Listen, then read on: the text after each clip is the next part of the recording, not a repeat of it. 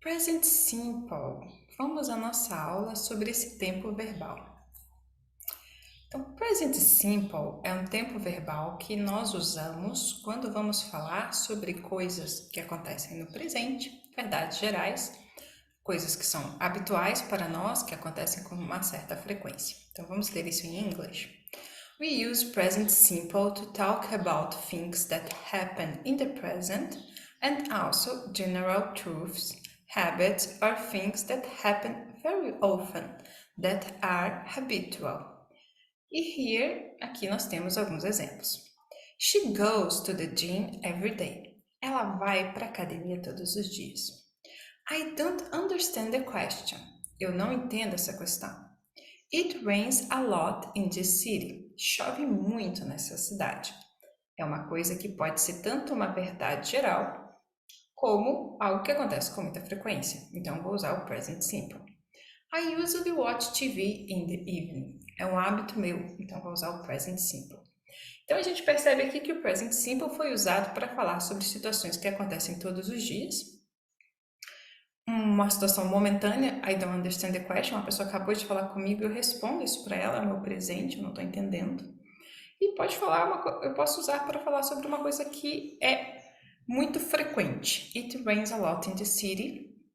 Ou I usually watch TV in the evening. É uma coisa que é um hábito meu ou acontece com bastante frequência de eu assistir televisão à tarde.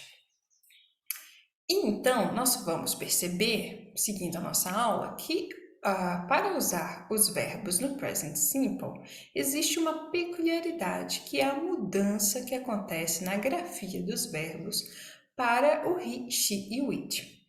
Nós vamos perceber que as pessoas do singular e do plural, I, you, we, they, you, eu, você, nós, eles e vocês, o verbo segue o mesmo, tanto no singular quanto no plural, não há modificação. Então, se eu estou dizendo eu ensino e nós ensinamos, o verbo vai ser escrito da mesma forma. Lembre-se que eu coloco esse asterisco aqui no U apenas para simbolizar que ele é o plural, né, nesse segundo momento. Então, vocês play vai ser exatamente escrito da mesma forma que você play. You play, né? Seria escrito da mesma forma, né? Se a gente fosse falar em português, seria você joga, eles jogam. You play, you play. Mesmo que a gente esteja falando sobre o singular e o plural. E o he, she, it, é aí onde mora toda a confusão. Os verbos, eles mudam e como a gente pode perceber pelos exemplos que eu coloquei aqui, eles não mudam da mesma forma.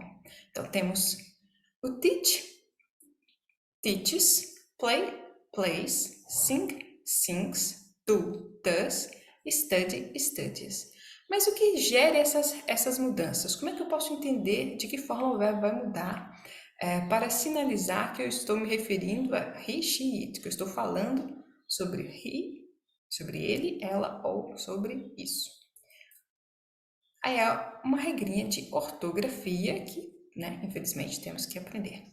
Então, quando os verbos terminam em CH, O, SS, SH e X, nós vamos acrescentar ao final do verbo o E e o S, o IS. Então, temos um exemplo aqui, né? Watch termina em CH, nós vamos acrescentar o ES no final, he watches. Para todas as outras letras, né, todos os outros verbos que terminam em todas as outras letras que não sejam as acima mencionadas, a gente vai acrescentar apenas o S. Então, work, he works. Mas quando o verbo termina em Y, nós temos que olhar qual a letra que vem antes do Y. Ou seja, o Y está depois de quê? Quando o Y está depois de uma vogal, why after a vowel, play, né? No caso, no exemplo do play, do verbo play, he plays. Eu só vou acrescentar o S, então é simples. Mas quando nós temos o Y depois de uma consoante, né?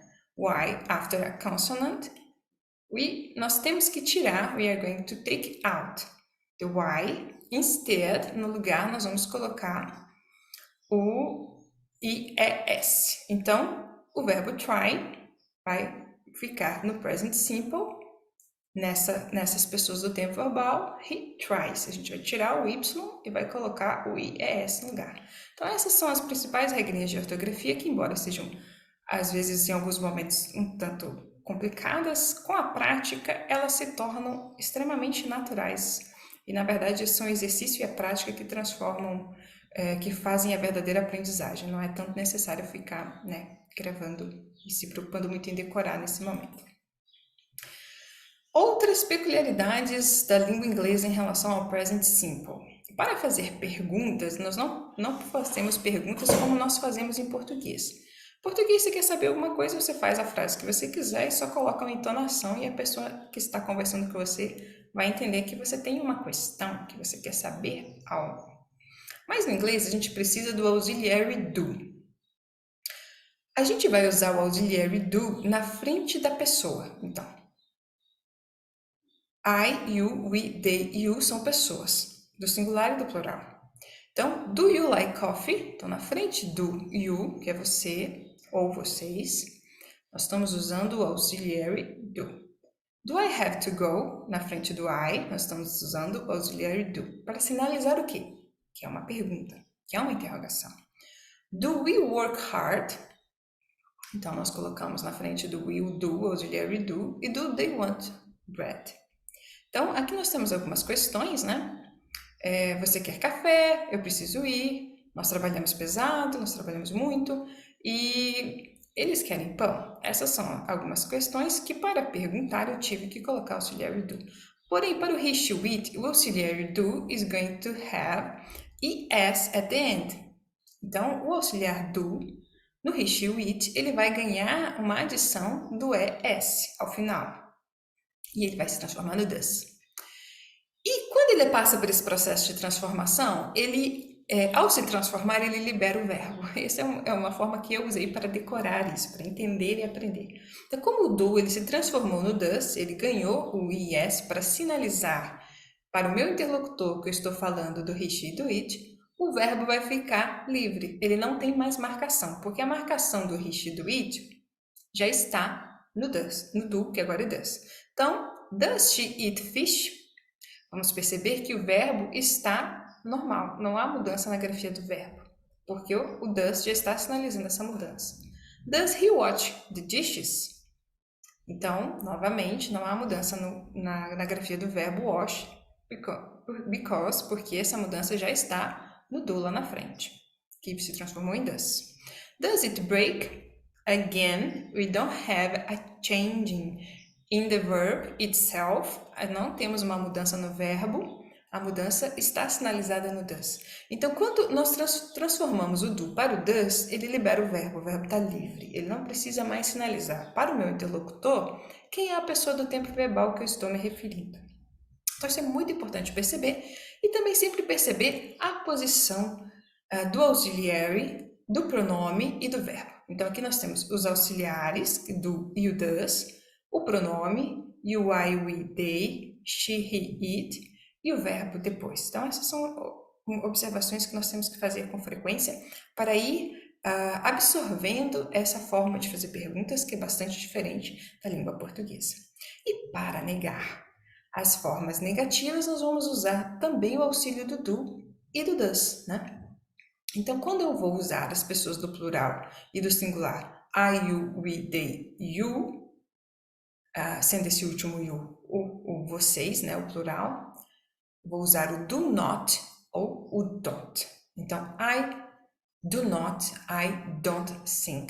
You do not, you don't listen. We do not or don't dance, ok? Então, eu posso usar tanto do not, posso usar tanto don't, mas eu preciso usar. Eu não posso falar assim, I not sing. Eu não posso, porque, não sei, disseram que o not não pode andar sozinho por aí. Ele precisa do auxiliary do.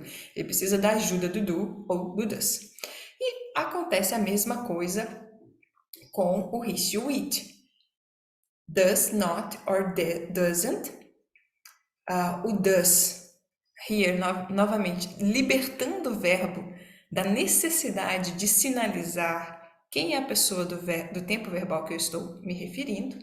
Então, he does not sing. O verbo está normal, ele não sofreu a modificação. E não é certo dizer he does not sings, porque o does já está sinalizando que se trata do he, she, do it, né? São essas pessoas que eu estou me referindo, do tempo verbal, ok? Perdão, da conjugação. Então, she does not listen e it doesn't dance. Então, aqui temos os exemplos, novamente prestar atenção na posição, né? Nós temos os pronomes, temos os auxiliares e temos os verbos ao final, ok? E agora chega o momento de praticar. Porque practice makes progress. Então, para praticarmos um pouco como essa questão das posições e do uso dos auxiliares é muito importante, porque é muito diferente da língua portuguesa, a gente precisa treinar muito isso para que isso passe a ser algo natural e a gente escape da necessidade de ficar tentando decorar, porque não é muito interessante. Vamos fazer esse exercício. Transform the sentence into negative form. Então, eu vou ler as sentenças em voz alta e depois vocês podem parar o vídeo e tentar fazer sozinhos. She likes cake. They go to school every day. He watches movies on weekends. We have a meeting now. Mary visits her parents every year. Então, se você já pausou o vídeo e quer saber a resposta dessas questões, dessas sentenças, como elas ficam, here is the answer. Então, novamente, quando nós temos, né, she doesn't like cake. Então, nós temos a liberdade, o freedom do verbo, porque o do já está somado ao es, para sinalizar qual é a pessoa do tempo verbal que eu estou me referindo, né? She doesn't like cake. They don't go to school every day. Então, aqui o verbo não muda, né? No day. E não mudou, continua igual. He doesn't watch movies on weekends. Então, novamente, he doesn't. O does está sinalizando a pessoa. E o verbo, então, ficou livre, voltou para sua forma original. We don't have a meeting now. Mary doesn't visit her parents every year. Então, a gente percebe novamente, né, que os verbos seguem normais quando a gente usa o does.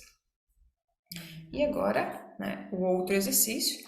Transform the sentence into interrogative form. Ok, so now a gente primeiro fez o exercício do negative form e agora interrogative form. Então, como é que nós vamos fazer? Eu vou ler a sentença em voz alta da mesma forma. Vocês vão pausar o vídeo, vão tentar fazer isso por escrito ou verbalmente, não há problema. E depois continua o vídeo para confirmar se o que vocês fizeram, a produção de vocês está correta. You play soccer after school. She sings with emotion. They have breakfast at 7 a.m. He travels to different countries. Então, se você já fez a sua atividade, let's go to see the answers. Do you play soccer after school? Does she sing with emotion? Do they have breakfast at 7 a.m.? Does he travel to different countries?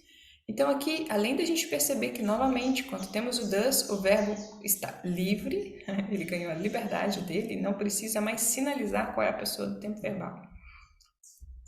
Além de a gente perceber isso, a gente tem que perceber a posição do auxiliar, a posição dos pronomes e a posição dos sujeitos, né, e a posição do verbo. Então, primeiro temos os auxiliares, depois temos os pronomes, os sujeitos o sujeito do tempo verbal e depois os verbos, ok?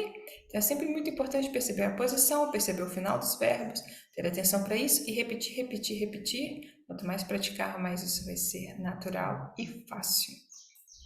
Então era esse o conteúdo da aula de hoje. Por favor, se você não é inscrito, se inscreva no nosso canal e não deixe também de deixar o seu like.